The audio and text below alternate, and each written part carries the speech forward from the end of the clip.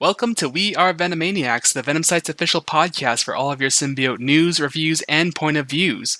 My name is Orion, and I'm joined by my fellow co-hosts, Carlos. Yo again. Tyler. I am definitely not playing Destiny 2 while I do this. And Aaron. Hey. We're also joined once more by John, aka Anti-Venom Knight, our long-lost agent Venomaniac from the early days of the podcast, and we haven't really seen him since the beginning of the Donny Case run. So welcome back, John. Hey everyone, it's great to be back. Yeah, he had to leave after he knew he was only the second biggest Agent Venom fan. And why would he be back in today's issue? Yeah, so today we are, it might seem a bit early, but as you may recall from the last episode, we said it was going to be only one issue reviewed this month because there's really only one symbiote comic out in August. So with August 2020, we are just going to review Venom number 27, which came out today, and we wanted to do this recording like the same day because it was a pretty big issue. And it was so big that John decided to come back. So, to recap from the last issue, Venom and Dylan find themselves stranded in a parallel world with a mystery villain, Virus. As Virus continues his crusade against Venom, the symbiote tells Eddie that things are not right in this new Earth, and that's seemingly overrun with symbiotes. As Venom adapts to some new abilities, a venomized Avengers squad intervenes and captures Virus, taking him to meet their master Codex. Meanwhile, Eddie and Dylan escape into the sewers and meet up with a band of rebel symbiotes, led by a familiar face with a curious twist. So, shall we just get the cat out of the bag and talk about the big reveal? I mean, yeah, if you want to start there. Yeah, let's start there. And how about, John, how about you go ahead and make the reveal since it's really one of the reasons why you're back. Oh, goodness gracious, what an honor. Okay, so in this issue, a special character design gets a highlight today because Agent Venom comes back, baby! Yeah! Let's go, Agent Venom fans! And it's revealed to be the alternate universe Anne Wang, which is very interesting. Dun dun dun! Yeah, very crazy, very crazy. I'm sure a lot of people were on a roller coaster of emotions, man, but I'd say it was a pretty cool reveal. Way for kids to keep in the family. Hell yeah. There you go. Yep. But yeah, it was a pretty cool reveal there. I mean, it was quite the twist. It was like, first off, I know that many Venomaniacs out there was like, oh my god, he brought back Agent Venom in this alternate universe, and then all of a sudden he hits us wham in the side with, oh, it's actually Anne Wang. So yeah, it's shaping up to be. This arc is shaping up to be something special. I mean, with Virus being introduced as well as Codex, and now this alternate universe Anne Wang Agent Venom. So, any additional thoughts on that? Okay, so what I'm going to say for this issue by far was probably the most shocking, most unexpected issue to date. Cool that, we got to see Codex in all of his glory. I thought that was a pretty cool reveal there. Even before this, I was really trying hard to avoid spoilers. And luckily I didn't see the huge twisting at the end that Anne Wang was in Agent Venom's look. I kind of liked how when we saw the full reveal of her as Agent Venom, it kind of reminded me from one of the Secret Avengers covers. There was like a little homage there going on. The art was actually better than the last one. I forgot the artist. I have the book here. His name is Juan Gideon. It's Juan Gideon. Yeah. Yeah. Here his art was kind of a little better, so it wasn't like as low quality as I thought before, but it works here. So, but it was still very stylized, and there were some panels that look kind of off, but that's just style. But it still looks good. I'd like to make but he's no Coelho or Stegman. Yeah, I'd like to make a pretty interesting note, art-wise, and this kind of goes back to the first issue of the Venom Beyond, is that Juan Gedeon had worked alongside Iban Coelho in the last issue, and so what happened, what they did with it was that they had Iban open the issue, and then as soon as they switched kind of universes, I think, or like close to switching universes, that's when Juan stepped in, and so now we have an entire issue of Juan. So I'm thinking that by the end of Venom Beyond, when Venom and Dylan return to our universe, we'll be back to Iban. So I think I kind of like that. Yeah, my impression was that we were going to have two stories, one drawn by Juan and the other by Iban, and I was kind of expecting that we were going to see more of the Ultimate Universe, but I guess Cates is just doing that thing where he's just going to tease more stuff with the Maker and not exactly say what's going on, because he's doing his own thing, and I'm guessing Cates is trying to set up his own way to bring back the Ultimate Universe, but it just kind of keeps adding stuff in and never really goes anywhere. But we'll find out, I guess. Yeah, and it seems like, because now Eddie and Dylan, because now they're, what it appears to be is that they are stranded on a planet that's, I think, ruled by symbiotes taking human form, because in the issue, or something like that. So, and also to give more context, so Virus, he's on a killing rampage to kill Eddie, and he's just trying to kill him, and then he ends up getting captured by the Codex's followers, if that's what you want to call them. The Venom Avengers, Venengers. Venengers, yeah. One of those. And Avengers. and once again here we get a slight tease. Codex orders them to remove his helmet, and even Codex doesn't even know who he is. So it's kind of like, we still don't know. Mystery characters, right? Yeah. Yeah, and I kind of like that. I kind of like that panel, those two panels with, Codex trying to figure it out, and he's like, I have no idea who this is. It reminds me of the Justice League Unlimited episode where Flash and Lex Luthor switch minds and bodies, and when Luthor unveils the Flash, he's like, I have no idea who this is. I kind of like that. Yeah.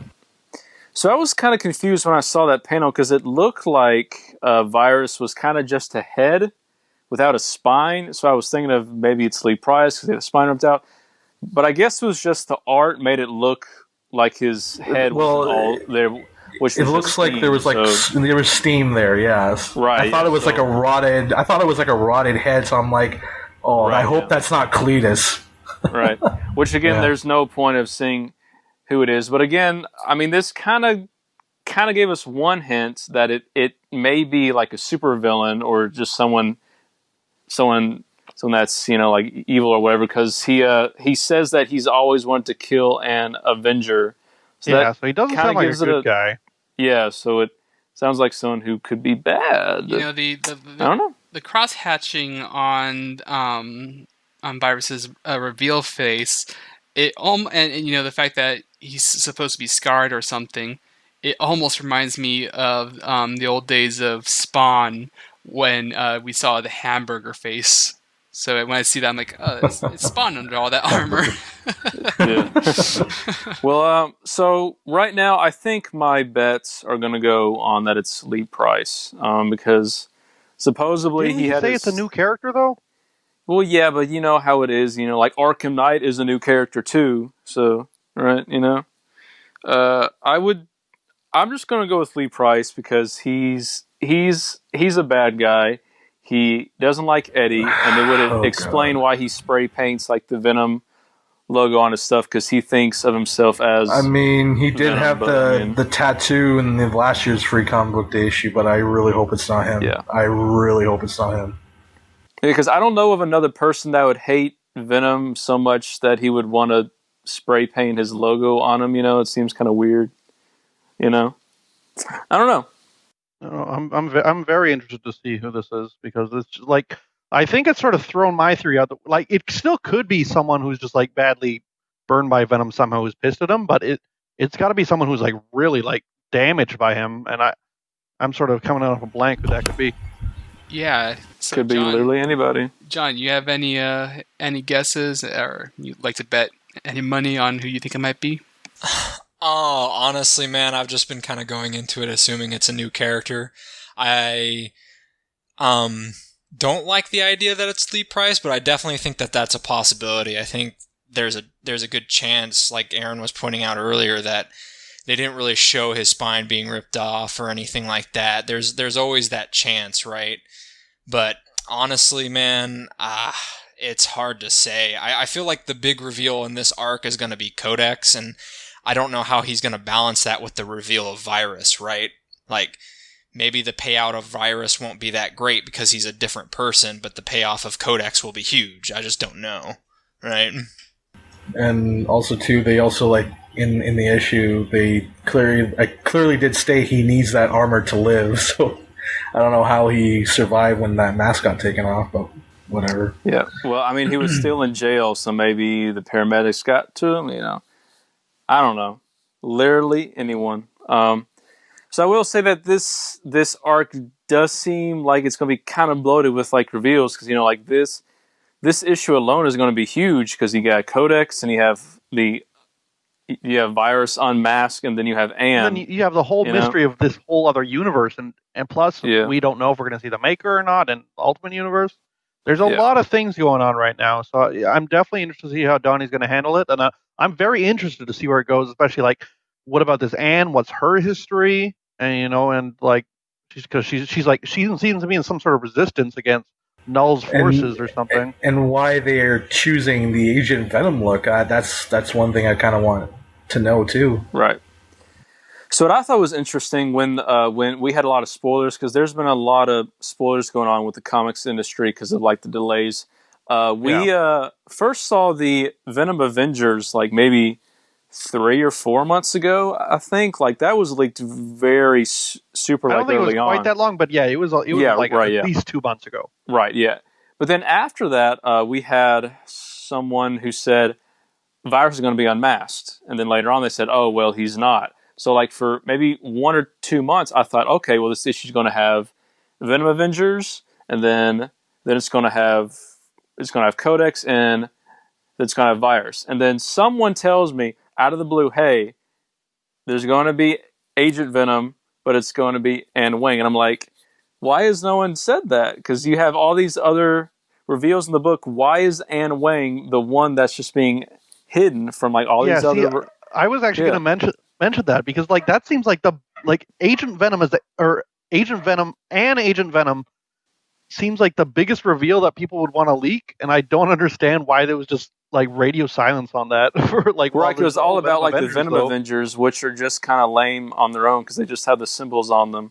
But I guess that's the more book seller. I mean, I don't know, but yeah. So Anne being back is very interesting, like you said. Maybe they were, I don't know, maybe Secret Service for President Flash or something. I don't know. I love the President Flash thing. I think that's hilarious. Yeah, and I'm very interested to see who else is with her, because maybe it's like a Peter Parker, or maybe it's just, I don't know, just other folks who know Eddie. And I'm kind of interested because if Codex is Eddie, then why would Anne be crying to see Eddie? Why wouldn't she be saying, hey, aren't you supposed to be the bad guy who's like ruling this alternate world? Or perhaps this is Kate's maybe playing around with Michelinie's original pitch for Venom, where she was originally Venom, you think? Yeah, she was originally Venom, and Eddie had died, because if you remember, the original pitch was that Venom was a woman whose husband got run over by a taxi or something, which caused her to lose her pregnancy, and it was all because Spider-Man was fighting the Vulture. And that would actually be interesting. I've actually never thought of that, like especially when comes to them having a kid either. Yeah. So yeah, it'd be very interesting if he was going that route, because you have Anne here, who not only lost her Eddie but also lost her unborn child, who probably would have been Dylan. Possibly, yeah. I think Codex is going to be this alternate version of Dylan, because I can totally, like, I've said this in the Discord, but it was like, I can totally see a last page reveal, like, oh, Eddie, or you can't kill Codex, he's our son, like, just a big, dramatic chipmunk reveal. I'm like, I'm 75% sure that's Eddie, and then the other 25 is Dylan. Like, I don't think anyone else thinks it's going to be anyone else besides those two, because he got the hair. Oh, and his lair was where? It's like, where's Codex's lair? It was at which church? Yeah, yep. Which was probably the Lady of the Saints, which is where like Venom and him, first became Venom. So that may be a red herring to Eddie, but I'm pretty sure it's like they still had the cross up and everything, even though they have the null symbol. It's still very much a church, so it definitely feels intentional. Yeah. Like, so it's one of those, Also, they have the long hair, which we've seen a few times, and we've also seen in the King in Black previews that Eddie has his long hair again. So, yeah. Well, I'm of the camp that says Codex isn't like anyone; he's just a new character, kind of like Null, whereas like he is his own character. That's my feeling. Well, we know Cates isn't really fond of making new characters. Cosmic Ghost Rider. So, I don't know. Yeah. There's also one other thing I was going to say about the issue, and that's that Venom and Eddie, they pretty much, so now that they're on a new world, they're now saying that they are feeling a more closer sense to the hive mind in this new alternate reality. And that now I think Venom, he quickly learned a new ability, and now I guess he knows how to shoot a huge blue energy cannon out of his arm now. Absorb energy and redirect it, which is kind of a tie-in to the End comic, which I was not expecting. I mean, sort of. That's the vibe I was kind of getting too, because of the tendrils from his arm. So it kind of gave me a little hint to that. It's the exact same method. It's absolutely a shout out to that. Which I honestly like. While it's fun and they've used it pretty well, I really don't want it to get as crazy as it did in that comic, because that was kind of batshit insane. But no, like, I'm fine with Venom can redirect energy. I'm okay with that, but don't take it too much farther than that, please, because it's friggin' what was he like, absorbing all the genetics of every human ever or whatever. Yeah. 5-star host rating, Eddie Brock. Now I have one point of contention, continuity wise, in that when the symbiote was saying, hey, I haven't been this close to a hive mind since I was born. It's like, that's not technically true when you look back at the Bendis Guardians of the Galaxy run. Well, see, that's the thing. I guess they're not canon anymore. Thank God. No, what I viewed that as is that the true hive minds are Null's hive minds, and so the Agent Venom Clintar homeworld, that was like a different sort of hive mind, where it's like, because they were the good symbiotes, right? So like they were like blocking Null off. That's sort of how I picture that, where it's the good versus bad symbiotes and all the different ones, but so because the whole hive mind thing, that's when Null's in control, right? And all the symbiotes are just subservient to him. So speaking of that, why would Null want to control Earth if his big plan is to just kill everything? It seems like there's only a few of humanity left. Does that mean everyone else are like symbiote hybrids? But again, why would Null want that? Because he doesn't like light and stuff. So why is he keeping this world alive? We can only assume that, I don't think we actually know his full plan. Like, sure, it just seems pretty black and white on the outside, but then there's definitely some stuff like, well, I was going to say something, but I realized that is spoilers, and I cannot talk about that. So. Yes, it is.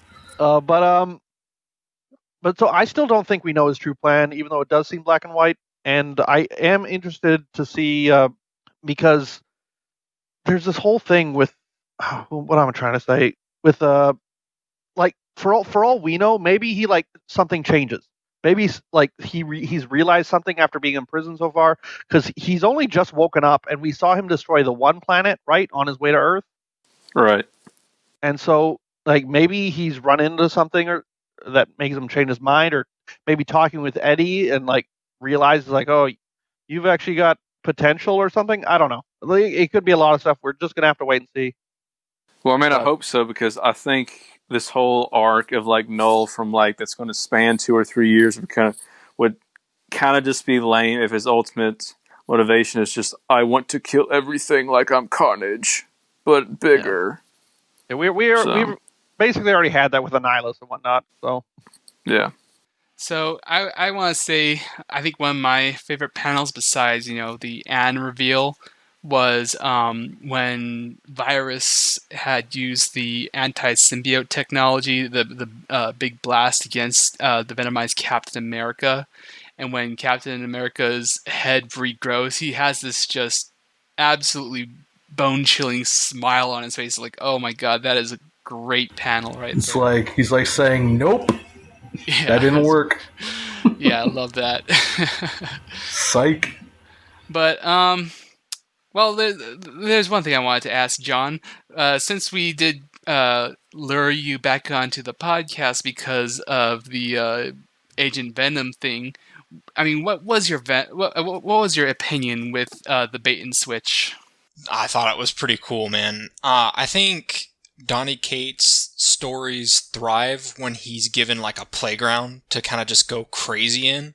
So, for instance, like his Thanos story, whenever he had like Silver Surfer with Mjolnir fighting the two Thanoses, it was like one of the most metal and cool things ever. And so he's kind of doing something similar with this alternate universe. So finally he gets to just do whatever he wants and he's not constricted by anything. So that's something you can expect, is him to pull like a move like that where it's not actually Flash.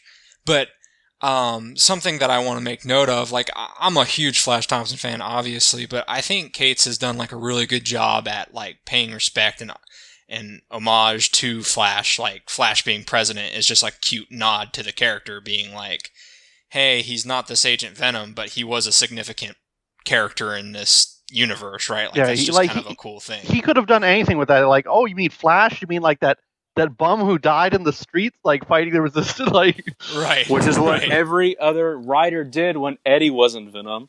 You know, it's not fair. It's not fair. At least Eddie was alive during that time, right? You got to respect the dead. So I think what he's doing is really interesting, and he obviously has a plan, right? As like a Flash Thompson fan, you have to kind of like step back and realize like he's not writing Flash's story, right? Like he's writing Eddie's story because that's the story he wants to tell. So just like sit back and just enjoy it, man. I think the Anne reveal, like that's more significant to Eddie than an alternate universe Flash would be. As cool as that would be to see the two Venoms working together, right? It's still more significant, and it's going to be really cool to see how he reacts with this alternate universe character, of a character we haven't seen in years, right? Like, and she hasn't been touched in forever, right? So it'll be super interesting. I'm very interested to see what he's going to do with Anne. It's sort of like unexplored territory, especially with how important she is to, his current run. Right. Yeah, right. And I'm like 75% sure that she's going to die, just to make more of a sad boy. So negative outlook, Aaron. I'm reminded of that one variant of like Donny Cates and Ryan Stegman like dropping a bomb on Eddie or on Venom, right? Like you get to watch Anne die for a second time. Good for you. Yeah, right. Like they've had kind of a fetish for destroying Eddie's life in this series, right? Not happy times for Eddie. No, good times. I've characterized this return of Anne Wang as bittersweet, because, it's sweet on the one side because I've been missing Anne this entire time, and I've been pining for her to return and for it to, bring some good character development between her and Eddie. But it's bitter at the same time because this is not Eddie's Anne, and he is not her Eddie. And I feel like, even like this is going to be a very temporary thing that we see. Like, either she, like Aaron said, either she ends up getting killed, or we end up, going separate ways between these two characters because they're just it's too different. They have their path is probably diverged at some earlier point, and it's like, how do you reconcile the differences? And you do have Dylan, but it's like, what kind of history is behind that as well. So I, as much as I love it, the best I can hope for is that, Eddie at least Eddie and Anne both get some closure for each other for whatever happened to each other in their own universes. Get some closure at least and come to a better place before. So here, yeah. So here's my thing. 616 Anne Wayne could still be alive, right? Yeah, definitely. But here's the thing, though. If she's still alive, she is not going to react to seeing Eddie the same way this one is. Yeah. So he could have a better relationship with this Anne than he could with the actual Anne, which her dying would be a major hit because, like I said, she probably loves him. But of course, that's just not assuming like the next issue is, oh, like, we don't like you, put your hands on your head, we're going to fight, right? But just based off the tear and like her being, like smiling at him, we can assume that she misses him, but the 616 Anne wouldn't miss Eddie at all. Yeah. So, watch, she's saying Eddie's so happy, and then she's immediately going to slap him. Right, yeah.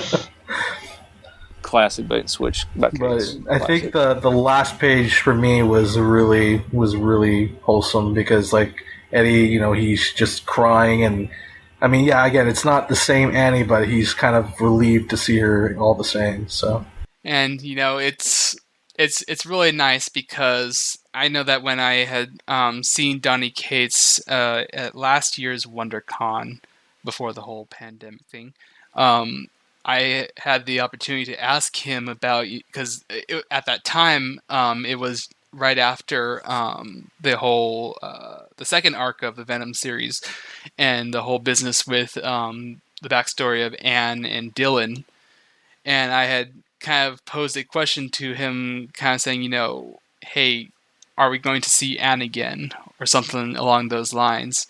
And of course, him being a Marvel writer, he can't reveal much, and he said, to be seen or whatever. And so it's nice that we're finally getting to this point where we're seeing one Anne, at least, if not the 616 Anne, then at least an Anne that has some history with an Eddie. Yeah. So also, we have not seen the cover for issue 28 as of now. Yeah. I'm really hoping that it's Eddie and Anne, but I can just already assume that it's just going to be the Venom Avengers, maybe fighting Venom and Anne, but I kind of just want a Venom and Anne, like cover, because we haven't gotten one of those since Center Takes All. Yeah, so I don't know, but this does strike up a lot of variants, and I do think, unfortunately, that if they do make a lot of variants of Anne and like Venom and Eddie, that I'm probably gonna have to buy all those. Of course, like, especially if there's one of them making out. Aaron is like, what we call in a Venom suits. simp. Yeah. Yep. Totally. Yep. All right. Well, so, does anyone have any final thoughts on this issue before we close out? I'm just gonna say I'll give the issue a 4 out of 5. It was great. Yeah, I'll also give it a 4 out of 5. I guess I'll give it 9 dead Flash Thompsons out of 10. Bruh. I'd say it was a really enjoyable issue. I had a really good time with it. And I guess like my closing thought is that we could see a return of Eddie Agent Venom, right? Like if he joins this like ragtag team of Agent Venoms, he may want to disguise himself as one. And like they arm him with a bunch of anti-symbiote like weaponry and stuff like that. That would be pretty sick. I'd be down. Eddie is the best Agent Venom, hands down. Yep. So what rating would you give this book, John? Oh, definitely 9 out of 10. It's the most I've enjoyed his book in a while because it's not as cluttered from like the Null stuff, right? We're in a different universe. We're constantly hearing Null is coming, yeah. Right, God is coming, right? All that stuff.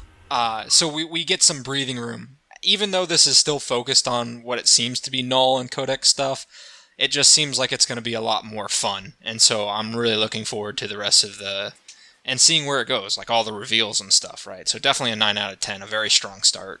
Yeah, and I'm going to say maybe a 9 out of 10 like you guys.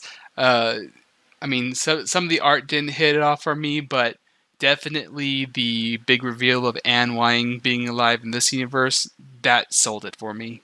And it was actually a genuinely fun issue, seeing the whole fight scene between Virus and Venom, and then Virus and the Symbiote Avengers. So, overall, it was a great issue, and some high remarks from our team here. So that ends our review for this month's only Symbiote comic book release.